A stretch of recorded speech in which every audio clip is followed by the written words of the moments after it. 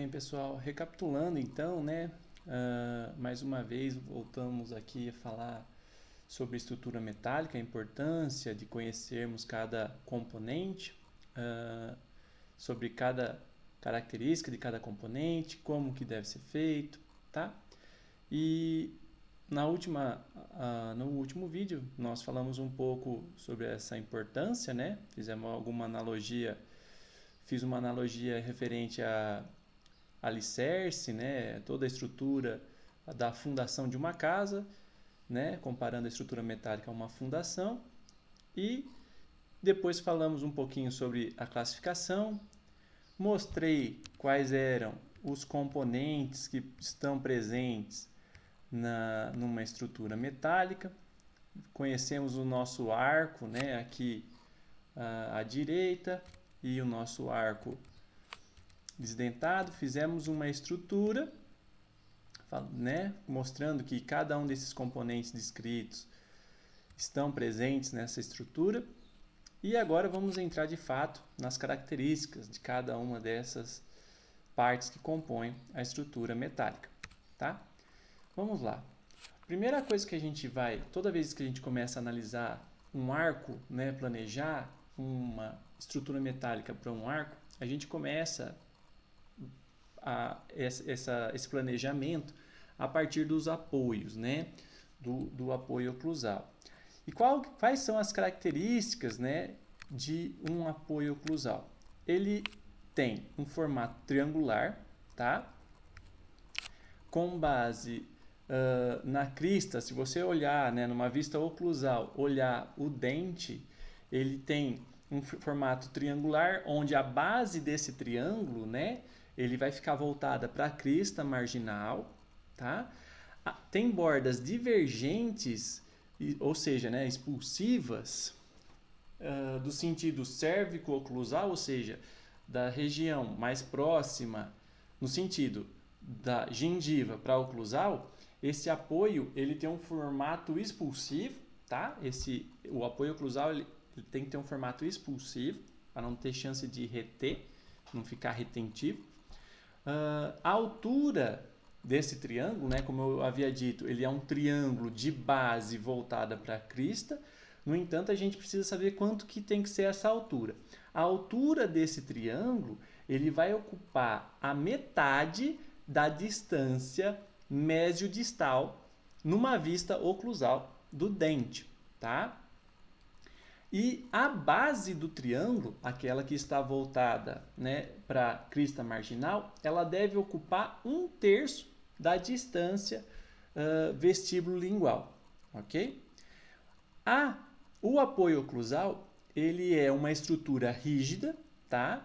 Ele não pode ser flexível e ele vai ter em torno de 1 a 1,5 milímetros de espessura. Isso vai depender de qual dente que ele vai estar apoiado, né? Qual região e da espessura de esmalte presente nesse dente. Se você tem um dente que tem uma espessura maior, por exemplo, molares, você consegue fazer um apoio de perto de 1,5 milímetros. Já um apoio numa região, por exemplo, de um incisivo central inferior, você não consegue fazer um nicho muito grande, que é onde vai apoiar esse apoio, né, onde ele vai se acomodar, porque senão você começa já a chegar em dentina e vai ficar sensível. Então você faz um desgaste mais conservador e com isso a estrutura, né, esse apoio, ele fica um pouco mais fino, mas não pode ser muito menor de 1 milímetro, tá? Então ele vai estar variando de 1 a 1,5 milímetro. Também não pode ser muito maior do que 1,5 milímetro, porque você corre risco de ter uma interferência oclusal, né? Na hora que o paciente for ocluir, morder, ele vai sentir como se tivesse uma restauração alta, e isso pode danificar o dente antagonista, tá? Muito bem.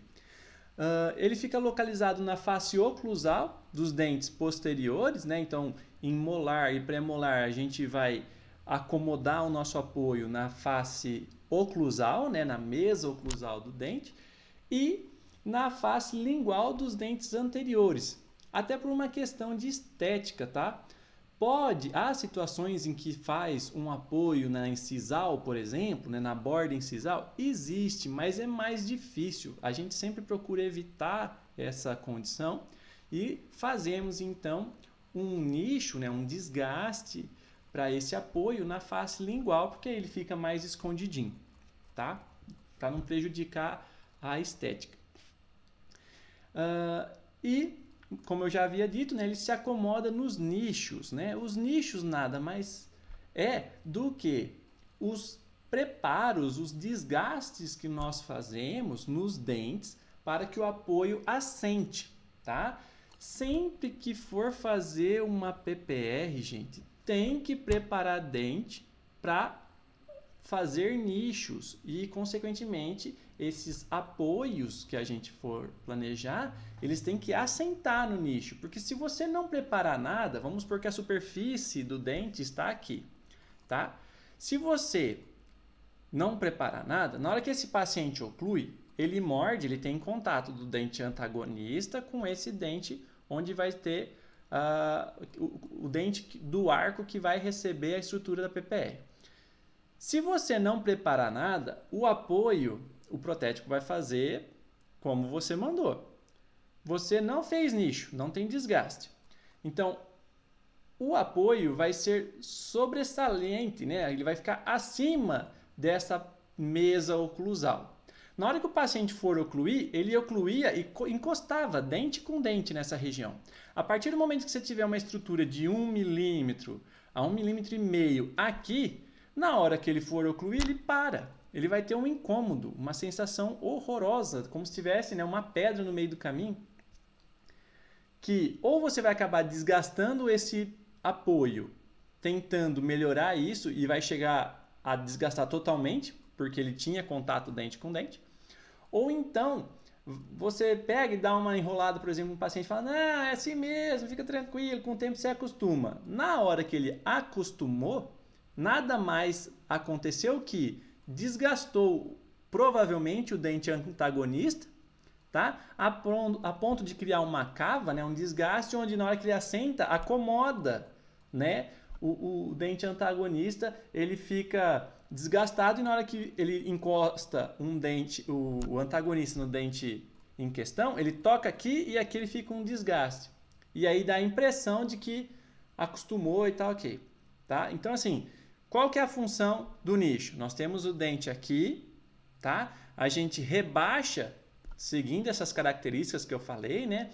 Faz um triângulo ocupando metade da distância, né? Que é a altura desse triângulo. Ocupa metade da distância mesiodistal do dente e a base do triângulo voltada para a crista, ela ocupa 1/3, né? Ocupa o terço médio da distância vestíbulo-lingual e a gente faz um desgaste aproximadamente de 1 a 1,5 mm, dependendo de qual dente for. Por quê? A gente rebaixa isso e na hora que vier assentar minha prótese, ela assenta no mesmo nível, de forma que não vai ter interferência na oclusão. Entenderam? Muito bem. Então vamos ver aqui no nosso modelinho, aqui no caso, eu tenho um pré-molar, tá? Aqui na direita.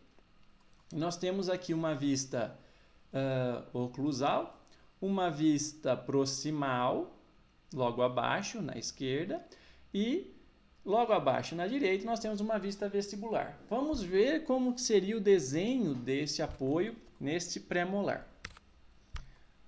Como eu havia dito, então nós temos aqui um triângulo, tá? Com a base voltada para a crista marginal e a altura desse triângulo ocupando metade da distância mesiodistal. Vamos ver se isso realmente está acontecendo, né? Como eu havia dito também, ele tem, no sentido cérvico-oclusal, ou seja, de baixo para cima, numa vista proximal, esse apoio ele é expulsivo, né? No sentido cérvico-oclusal, o apoio ele tem essa expulsividade, ok? E numa vista vestibular, teoricamente, a gente não veria ele, porque ele estaria encoberto pela pelo terço vestibular, né, uma vez que ele fica acomodado, né, o apoio se acomoda no terço médio, tá? Mas olhando aqui, é para mostrar que esse apoio ele se estende até metade do dente também numa vista vestibular, tá? Se fosse possível a gente ver dessa forma. Aqui, ó, mais uma vez mostrando para vocês, né? Eu dividi o dente no meio, provando que esse apoio ele tem que ocupar metade da distância mesiodistal. E aqui numa vista vestibular, ele ocupando também, né, metade da distância mesiodistal.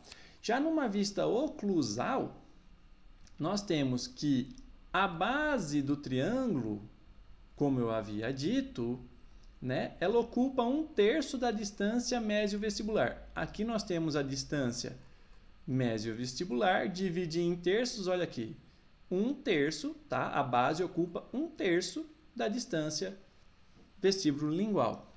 Numa vista proximal, mais uma vez também provando, ó, 1/3, tá? Dividir em 3 partes. O terço médio é onde deve ficar localizado o nosso apoio. Sabendo disso, né, nós sabemos então como deve ser o nosso nicho, ok?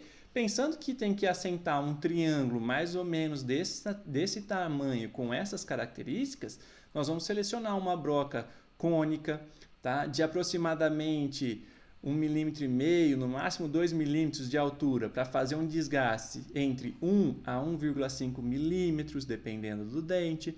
Nós sabemos que nós vamos ter que iniciar, por exemplo, o nosso preparo apoiando da metade do dente para a crista marginal, e assim a gente determina a altura do nosso triângulo.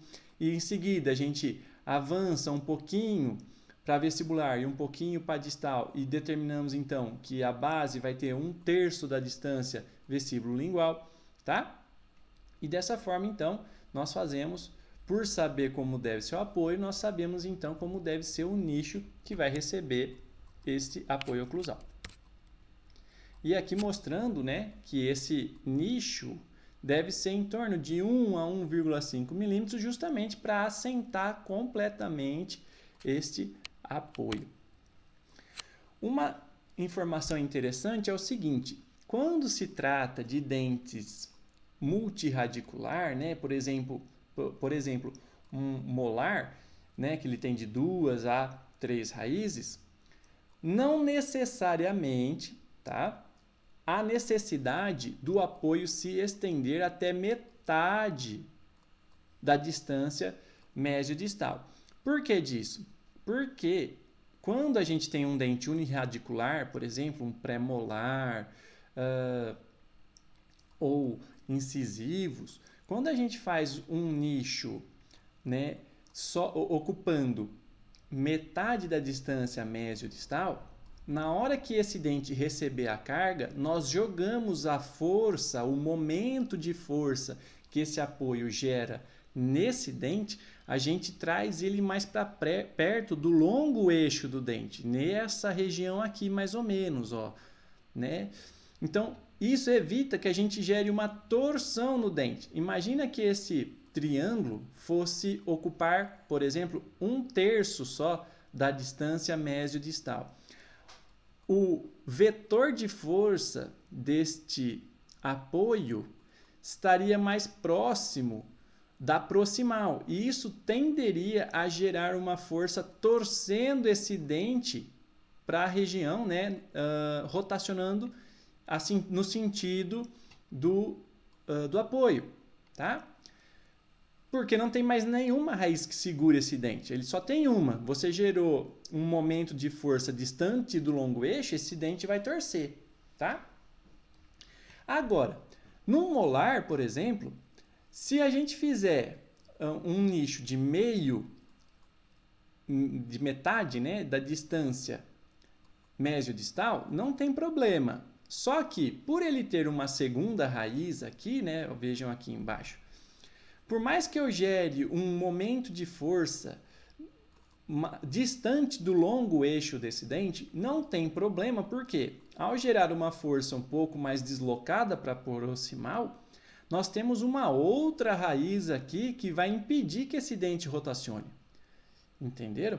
Então, assim, se vocês quiserem ser mais conservadores na hora de fazer um nicho, né, um desgaste, para receber esse apoio, e você quiser preparar 1/3 da distância mesiodistal, não tem problema. Para molares, tá? Dentes multirradiculares. Por quê? Ele tem mais do que uma raiz ajudando para que esse dente não torça, né? Ele não faça isso aqui mediante uma força, tá? Por quê? Por ter mais uma raiz, tá? Na hora que puxa para esse lado, por exemplo, essa outra raiz ajuda a manter ele em posição. Ah, mas e se eu preparei metade? Não tem problema, foi um desgaste um pouco a mais, mas não tem problema nenhum também, tá? É só com o objetivo de ser menos invasivo. Para molares, você pode fazer um apoio que ocupe 1/3 da distância mesiodistal. Mas do resto, todas as mesmas características, tá?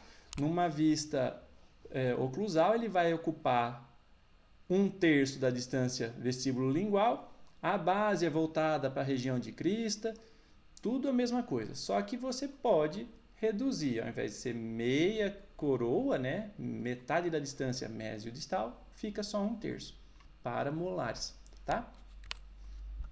Bom, nós aprendemos já sobre o apoio, vimos as características, né, do apoio. Vamos agora para o grampo de retenção. Quando a gente planeja, pessoal, uma estrutura metálica, geralmente é justamente essa sequência que está aqui, ó, tá? Apoio, grampo de retenção, grampo de oposição, conector maior, conector menor, cela, retentor indireto, placa distal. Essa é a sequência com que a gente planeja. É interessante guardar essa sequência porque como são 9 itens, né, 9 estruturas que a gente tem que procurar ali, se a gente começar cada vez numa ordem, a gente tende a se perder ou esquecer de procurar uma determinada estrutura, de desenhar uma determinada estrutura.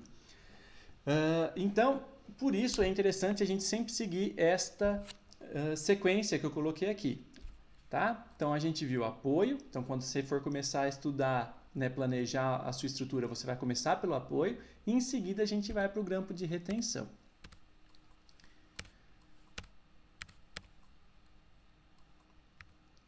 Dentre as características dos grampos, né, de retenção, comparando-se ao apoio oclusal, eles são estruturas bem mais complexas, tá? Porque o apoio oclusal é aquele triângulo, né?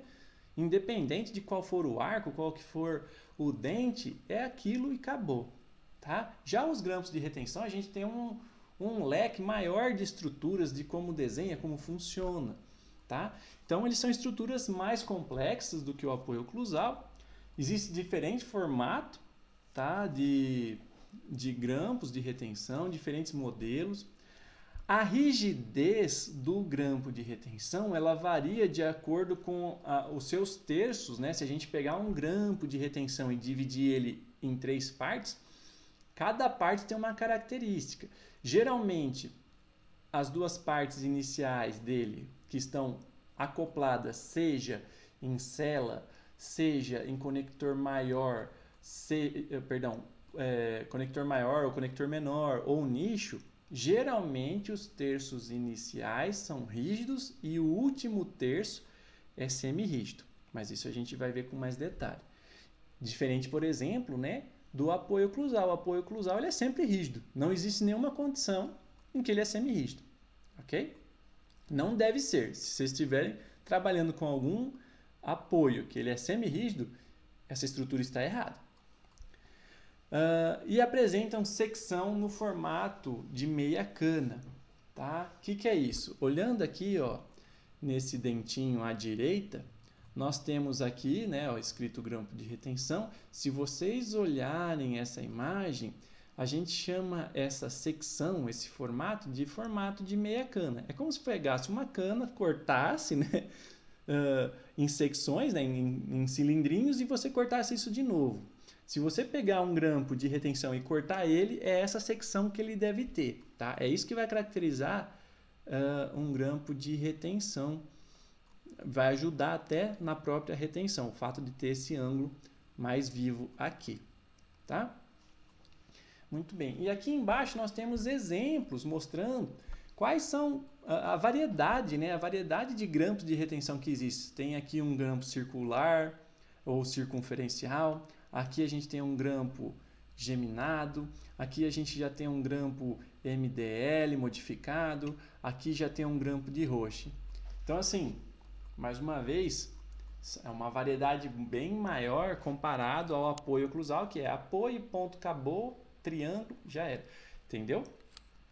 O grampo de retenção tem as suas variadas características, variados formatos, cada um com uma indicação. E é isso que a gente vai ver agora. Começando pelo grampo circunferencial ou grampo circular. Quais são as características, né, desse tipo de grampo? Ele vai ficar geralmente localizado na face vestibular, tá? 99% das vezes ele estará presente na face vestibular. Ele tem a sua origem, né? Olhando aqui embaixo, nesse grampo aqui embaixo à esquerda, como vocês podem ver, ele tem a sua origem partindo do apoio, né? Ó, nós temos aqui um desenho do apoio molar, ó que legal, ocupando aproximadamente 1/3, né? Como eu havia dito. E aí o grampo circunferencial ele começa a sair, ó, por aqui do apoio, tá? Ele deve cruzar a linha mediana do dente. Quando a gente olha o dente por oclusal, né, se a gente dividir esse dente ao meio, o grampo circunferencial ele tem que passar da linha média, tá? Isso também é para evitar que o dente se desloque. Por quê? Faz de conta que aqui é o dente. Se eu vou entrar com um grampo que ele vem aqui com uma certa pressão e eu não passar, eu não abraçar a linha, o equador aqui, ó, né, essa linha média do dente, como ele vai entrar com pressão, se eu não passar, não agarra esse dente. E aí ele tende a ficar toda hora empurrando, ó, esse dente para fora. E aí a gente tem um grampo que não funciona. Então, por isso que o grampo, faz de conta que é meu dedo, minha mão aqui, né? Ele não pode parar aqui na metade, olhando por vestibular. Ele tem que vir e cruzar essa linha. Uma vez que ele passou da linha mediana, digamos assim, aí sim a gente tem o grampo abraçando esse dente.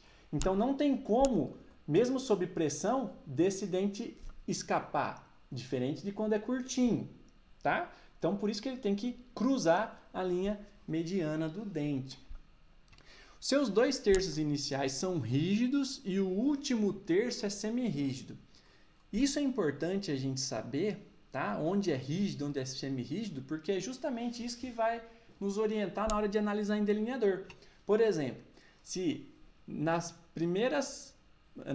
2 primeiros terços que a gente sabe que é rígido, nós tivermos no dente que vai receber um grampo circunferencial, áreas retentivas, nós temos que preparar essa área para que ela fique paralela ao eixo de inserção que a gente vai determinar, que a gente costuma chamar isso de plano guia. Por quê? Se tiver uma área retentiva, duas coisas podem acontecer. Faz de conta que tinha uma área retentiva ali, você não analisou, você mandou para o protético. E aí o protético também não analisa e ele mesmo assim ele manda a estrutura para você. Duas coisas provavelmente vai acontecer. Ou vai vir muito aliviado nessa região, porque a área retentiva ele aliviou para poder fugir dela, tá? E aí fica um grampo frouxo, que vai acumular comida, vai ficar ruim. Ou, pelo contrário, a prótese, a estrutura não vai encaixar em boca. Por quê? Na hora que ele fizer a estrutura e tentar sacar, o gesso permite um desgaste. De tanto você quer ficar inserindo ou removendo, põe e tira a estrutura metálica, ele acaba alisando essa região de área retentiva. E na hora que você entra no modelo, você fala, pô, encaixa no modelo, mas não encaixa na boca. Por quê? Provavelmente a interferência vai ser nessa região. Então, mais uma vez, importante a gente saber essas características que os 2/3 iniciais do grampo circunferencial é rígido, justamente para a gente lembrar, na hora que for fazer a nossa análise em delineador, de analisar essas faces, essas regiões por onde esses 2/3 vão deslizar. Se tiver expulsivo ou paralelo com o nosso plano guia, ok. Se tiver retentivo, a gente pode reorganizar a nossa mesa de forma a fugir dessa retentividade, ou então a gente prepara e também faz um desgaste, deixando como se fosse paralelo, né? Deixando paralelo ao plano guia. E o terço final do grampo, a pontinha dele, é semirrígido. Isso é justamente por que ele tem que ser semirrígido. É um grampo de retenção. Então a gente procura uma área retentiva para essa ponta, né, do grampo de retenção. Ele tem que ser um pouco retentivo. Ele não pode ser um absurdo de retentivo, mas ele tem que ter uma certa retenção, porque do contrário ele não serve para nada. E essa retenção, ela tem que ser suficiente para reter a prótese, mas não tamanha que impeça da prótese ser removida, entendeu? A gente tem que conseguir pôr, sentir uma certa pressão e ela encaixa. E na hora de tirar, sentir uma certa pressão e ela sair. E o que vai permitir isso? A gente analisar no dente, tá? Um ponto onde ele tem uma certa retenção calibrada, a gente calibra isso no delineador, tá? Geralmente é uma retenção de 0,25 milímetros, a gente vai usar um disco de 0,25 milímetros, tá? E aí a gente determina onde é essa área retentiva, tá? Onde esse terço final vai deslizar. Por quê? Que nem vocês podem olhar aqui no canto esquerdo inferior, vocês estão vendo toda a extensão, ó, do grampo circunferencial, o primeiro terço, o segundo terço. Já o terço final, ele está em branco aqui, por quê? Ele está abaixo de uma área, ó, que é, numa vista oclusal, ela está um pouco à frente de onde está esse grampo. Ou seja, esse grampo ele sofreu uma leve deformação, ele abriu, percorreu, passou por esse equador dessa área retentiva e depois ele desceu, ele voltou a se assentar. Isso tudo é devido à sua semirrigidez. Ele sofre uma deformação elástica, né? O grampo vem aqui, tá vendo? Tem um chanfradinho aqui, uma área retentiva. O grampo vem aqui. Na hora que sofre uma certa pressão, ele vem, desliza a ponto de abrir um pouquinho para cá, mas assim que ele passa, ele vence esse equador aqui do dente, ele volta e se desloca logo abaixo. E adaptado ao dente. Isso tudo é devido ao fato de ser um terço, né, uma pontinha semirrígida. Ok? Muito bem. É um grampo que apresenta apenas um ponto de retenção. Como eu havia dito, são 3/3, 2 semirrígidos, 2 rígidos. Né? Os 2 primeiros terços são rígidos e o último terço semirrígido. Sendo assim, apenas um ponto de retenção. Tá? Ele é um grampo que é indicado para dentes posteriores, vizinho a espaço intercalado, tá? E necessita de grampo de oposição. O que é isso? Como vocês podem ver aqui nesse desenho aqui embaixo, de novo, né, no canto inferior esquerdo, vocês podem notar que tem aqui um grampo que é o circunferencial, que está percorrendo aqui a face vestibular, mas também tem uma outra estrutura que está passando por lingual. Esse é o grampo de oposição, que nós também vamos aprender sobre, tá? Qual que é a função do grampo de oposição? É como se fosse, gente, um alicate, tá? Ou uma pinça. A pinça só tem capacidade de reter ou segurar algo porque tem uma outra estrutura do lado oposto que serve de apoio, tá? Do contrário, faz de conta que perdeu essa ponta do alicate. Isso aqui não faz nada, tá? Um alicate, né? Com os 2 bicos é possível de apertar, segurar alguma coisa. Sem um dos bicos, ele não serve para nada. A mesma coisa é o grampo de oposição. O grampo circunferencial, ele depende de um grampo de oposição, tá? Senão ele não funciona. E aqui nesse desenho à direita, mostra também, né, em que situação que esse grampo ele é indicado. Ó, dentes posteriores, então nós temos um molar e um pré-molar, são considerados dentes posteriores, tá? Posterior é tudo que for do canino para trás. Então, pré-molar e molar. Vizinho a espaço intercalado. Então, são dentes posteriores e tem um espaço intercalado aqui. Que tipo de grampo de oposição que nós vamos usar? Circunferencial. Tá certo? Saindo do grampo circunferencial, nós vamos para o grampo geminado. Qual que é a característica, tá, do grampo geminado? Assim como o grampo circunferencial, o grampo geminado nada mais é do que dois grampos circunferenciais unidos, tá? Então, praticamente, são as mesmas características, tá? Então, também é localizado na face vestibular, são dois grampos circunferenciais unidos, como eu já havia dito, tem sua origem no apoio oclusal, assim como o grampo circunferencial, deve cruzar a linha mediana dos dentes, tá? Dos dois dentes que eles vão se apoiar. Os 2/3 iniciais são rígidos e o terço final é semirrígido. Apresenta apenas um ponto de retenção por dente. O grampo em si terá dois, porque são dois grampos circunferenciais. Mas cada perninha do grampo vai ter apenas um ponto de retenção. Como vocês podem ver aqui, né, nessa imagem logo abaixo, nós temos aqui, ó, duas perninhas por vestibular e apenas um pontinho de retenção por perninha, tá? Então, ele apresenta apenas um ponto de retenção por dente, mas o grampo, na hora que a gente olha o todo, acaba tendo 2 pontos de retenção.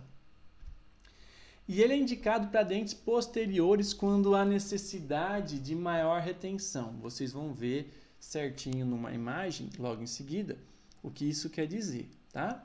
E também necessita de grampo de oposição, pelos mesmos princípios pelo qual o grampo circunferencial precisa de um grampo de oposição, tá?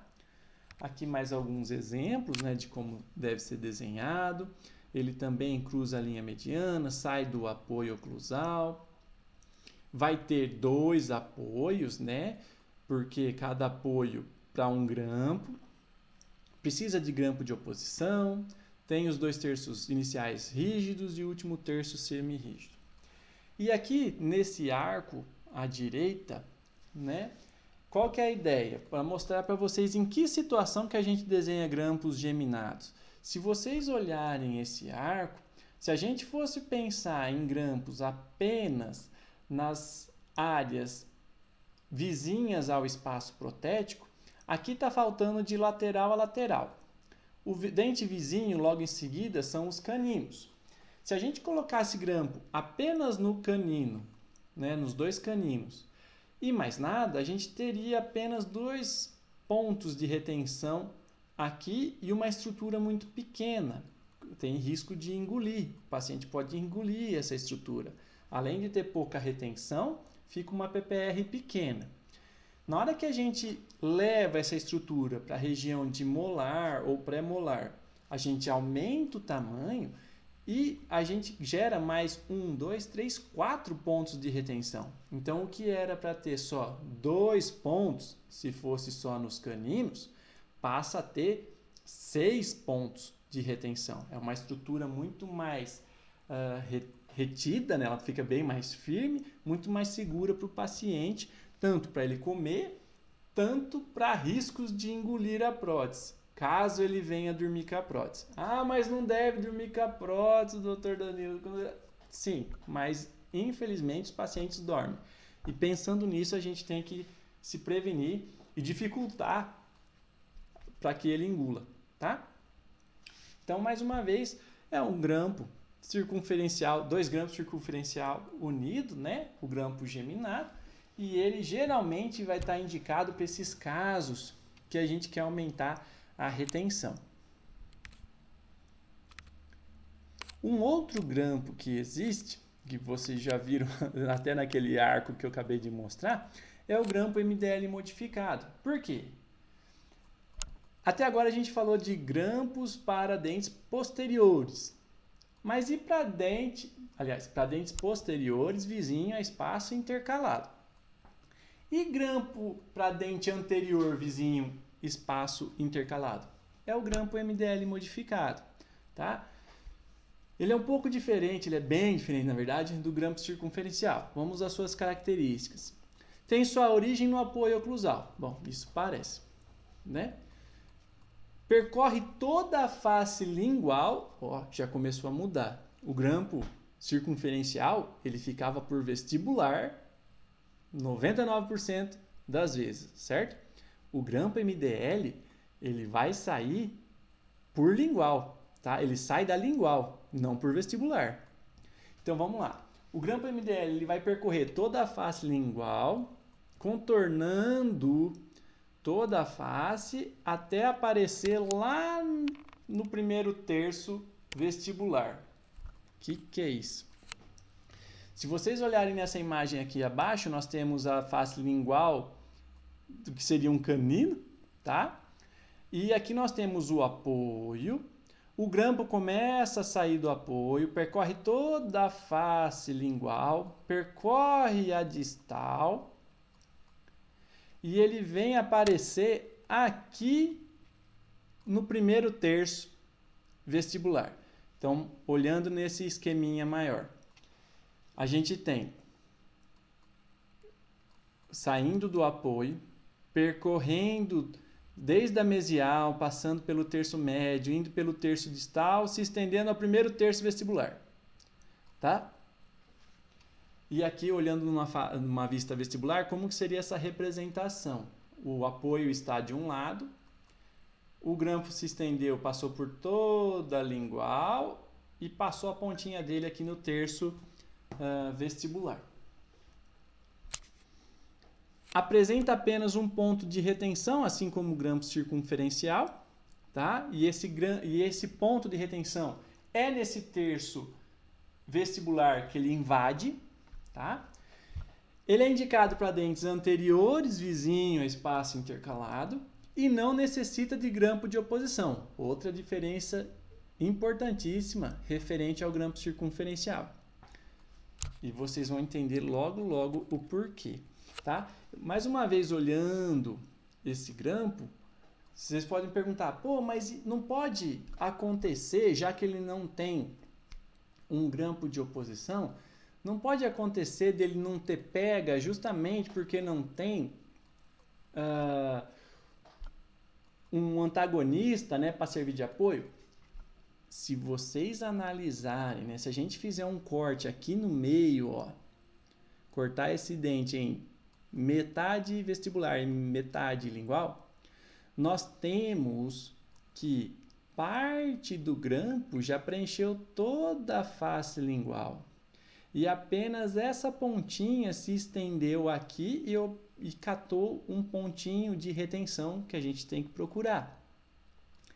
Então, ele já tem a sua reciprocidade de força justamente porque nós cruzamos duas vezes os equadores aqui, ó. Numa vista médio distal, a gente cruzou este equador aqui, ó, na lingual. E numa visão vestíbulo lingual, a gente também cruzou este equador. Então, esse grampo, ele se anula no quesito de força, tá bom? Então, não tem chance dele gerar uma torção, igual poderia ser o grampo circunferencial, como eu havia dito, né? E por fim, nós temos o grampo de Roche. O grampo de Roche, ele vai justamente preencher o que a gente não falou até agora sobre grampos. Até agora nós só falamos sobre grampos que são para dentes anteriores ou posteriores, vizinho a espaço intercalado. Tá, mas e se não tiver espaço intercalado e for um extremo livre, que nem é no desenho aqui, ó? Não tem nada desse dente para trás. Que grampo que é? Vou usar MDL? Não. Vou usar circunferencial? Não. Vou usar geminado? Não. Quem que é? Grampo de Roche. Não existe nenhum outro grampo para dente vizinho a espaço de extremo livre. Sempre será grampo de Roche. Tá? Guardem isso, pelo amor do santo Deus. E também não existe grampo de Roche vizinho a espaço intercalado. Se for espaço intercalado, ou vai ser circunferencial, ou vai ser MDL, modificado. E se for espaço de extremo livre, é grampo de Roche. Acabou. Tá? Muito bem. Quais são as características, então, do nosso grampo de Roche? Ele tem a sua origem no conector maior. Ó, totalmente diferente de qualquer um que a gente falou até agora. Tá? Ele sai do conector maior ou alguns protéticos desenham saindo da cela. Tá? Mas geralmente ele é do conector maior. Ele percorre o rebordo alveolar até atingir a região vestibular. Então, por quê? O conector maior geralmente fica localizado na face lingual, né, do arco. Então, como ele tem a sua origem do conector maior e ele tem que atingir a vestibular, ele percorre todo o rebordo, passando a crista, indo lá na face vestibular, tá? Toda a sua extensão final, ela é semirrígida. O que é isso? Nós temos, então, toda a parte... Se a gente for dividir o grampo de Roche em terços, nós temos que a parte que saiu lá do conector maior ou da cela, o braço que cruza a crista do rebordo, e o segundo braço que faz a curvinha para começar a subir o grampo, como se fosse nesse desenho aqui, ó, logo abaixo, na direita, toda essa parte é rígida. No entanto, o bracinho que começa a ficar na vertical e se estender em direção ao dente, todo esse braço ele é semirrígido, tá? Isso é importante saber por quê? Na hora de analisar em delineador. Então, tudo que eu estou falando, se vocês observarem, de início, falam, nossa, quanta informação, mas tem um porquê, o porquê que a gente tem que saber, tá? Muito bem. Diferente de qualquer outro grampo que a gente falou até agora, esse é o único grampo que precisa de 2 pontos de retenção. O geminado tem 2 pontos, mas um para cada dente. Circunferencial, 1 ponto. MDL modificado, 1 ponto. O grampo de Roche precisa de 2 pontos. Por quê?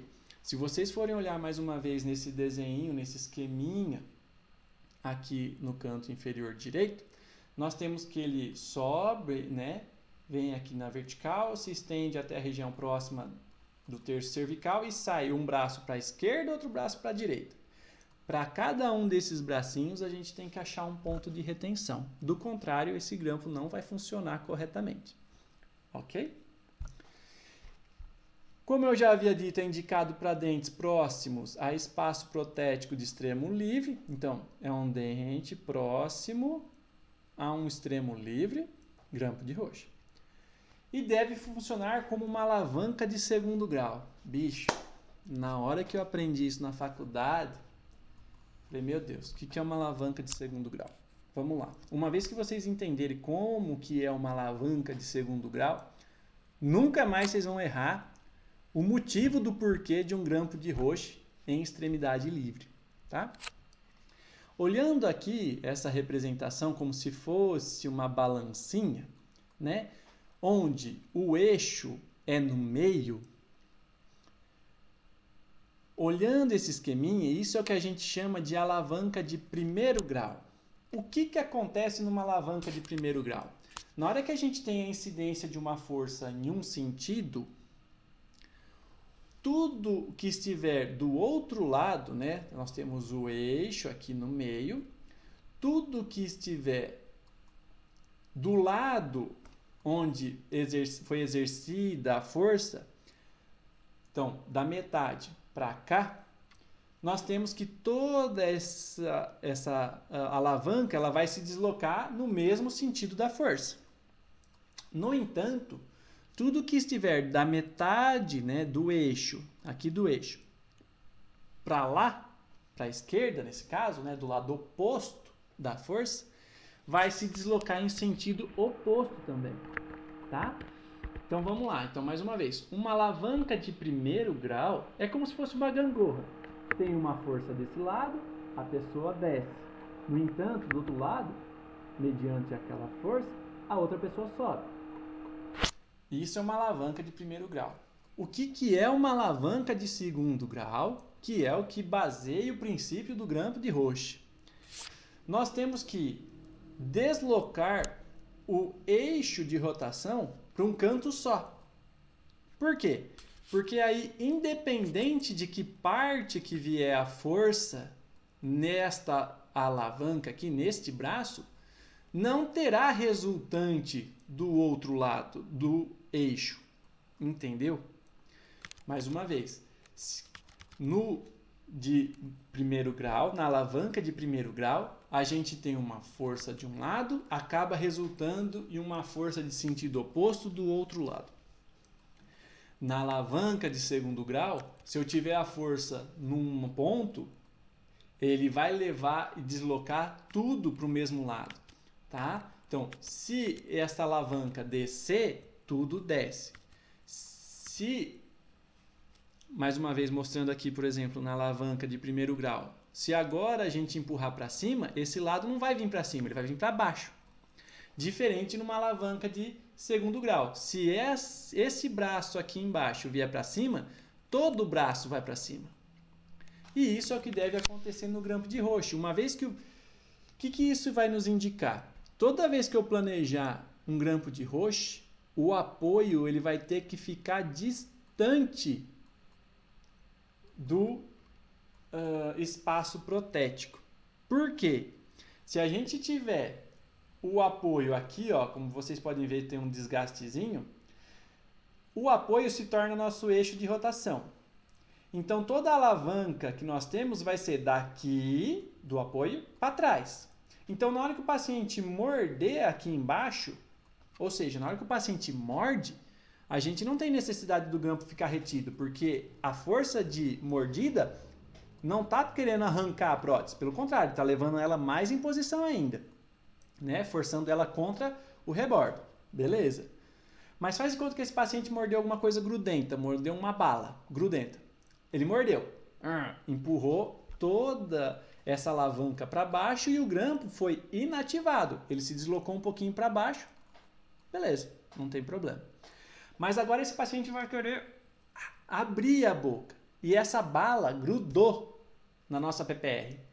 Na hora que ele fizer a força para abrir, nós vamos estar forçando, como se fosse nesse esqueminha aqui à direita de baixo, né? Nós vamos estar forçando esta alavanca para cima. E toda a alavanca vai querer ir para cima. Assim como no grampo de Roche, todo o grampo vai querer ir para cima. E na hora que ele vai para cima, que é a hora que a prótese poderia sair, é quando a gente vai ter a ação do grampo. Ele vai travar nos dois pontos de retenção que a gente queria. Deu para entender?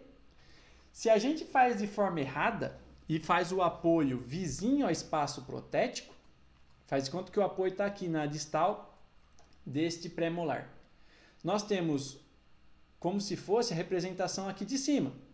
Temos o apoio aqui, a parte do grampo está do lado esquerdo e a outra parte está do lado direito. Na hora que o paciente fosse morder, que seria isso aqui, ó, mordeu, está levando essa parte para baixo. A gente quer a ativação do grampo? Não. Porém, se você planejou o apoio errado, o que vai acontecer? Na hora que o paciente morde, você ativa o grampo, que é a hora que você não queria. E na hora que o paciente for abrir a bala grudenta, ó, vai empurrar essa parte para cima, o grampo vai deixar de atuar. Que é tudo que você não quer. E aí a prótese sai. Deu para entender a importância disso? Se você errar no apoio, por mais que você tenha planejado o seu grampo certo, com as áreas retentivas, tudo, ele não vai funcionar corretamente. Por isso a importância de se saber como que esse grampo atua e entender os princípios de alavanca de primeiro e segundo grau. Certinho? Muito bem. Deixa eu só dar uma olhadinha aqui, pessoal. Vamos ver quanto tempo temos. Muito bem. Para não ficar muito cansativo, gente, vamos parar por aqui, tá? E depois a gente vai começar a falar sobre grampos de oposição. Então hoje nós aprendemos basicamente sobre o quê?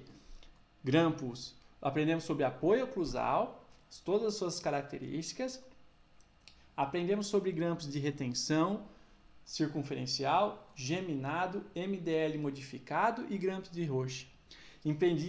Aprendemos sobre princípios de alavanca de primeiro e segundo grau, que é o que vai reger a verdadeira funcionalidade de um grampo de Roche.